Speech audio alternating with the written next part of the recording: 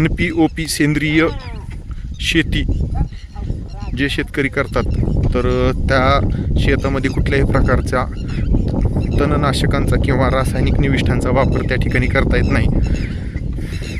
तशाच प्रकारचा हा प्लॉट आहे, ज्या प्लॉटमध्ये नैसर्गिक शेती उपक्रमांतर्गत शेतीशाळा घेण्यात येते.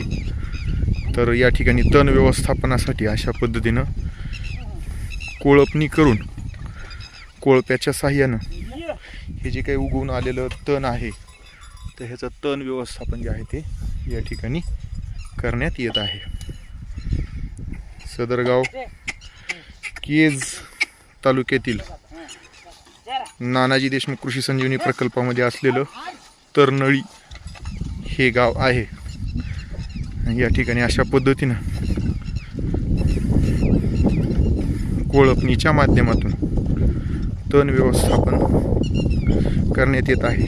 सोबतच हे पूर्ण ह्या फुलरक्या अशा पद्धतीने ह्या निघून पडतात आणि हे तण जे आहे ते नष्ट होतं. सोबतच जे आहे ते काही ठिकाणी काही दिवस पावसाचा खंड राहतोय. अशा परिस्थितीमध्ये केशाकर्षण शक्तीनं जी काही ह्याच्यातून बाष्पीभवन होणार आहे, तर ते सुद्धा या ठिकाणी रोखल्या जातं. असा दुहेरी फायदा जो आहे.